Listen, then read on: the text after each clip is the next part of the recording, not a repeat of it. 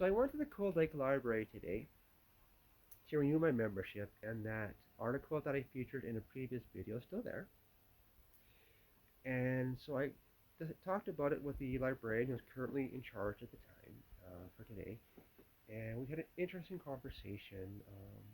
Apparently, this librarian thinks it is perfectly fine. It's well researched. It is both. I kid you not, both a well researched paper and just an opinion. And it's not anti-trans hate according to her, even though it is full of the typical anti-trans rhetoric where gender-confirming surgeries are called mutilation, where it accuses the medical field of performing gender-confirming medicine and surgery on minors who are not able to give informed consent and doesn't even understand what informed consent is for that matter.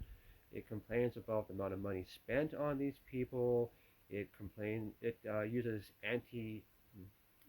homophobic, lesbophobic, and biphobic tropes in order to drive a wedge between trans people and the rest of the 2S LGBTQIA plus.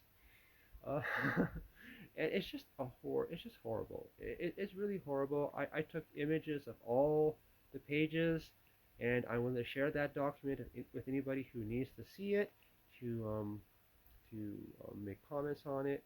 But what I want to ask all my trans, non-binary, and allies, just allies, to do is to write to the head librarian and let them know how awful you think this article is, how terrible it is. That it talks with such hatred and tries to erase and make a whole group of people disappear, um, because it's just icky or inconvenient to some people. And yeah, just call them out on it.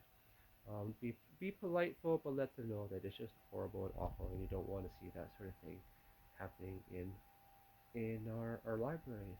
Thank you.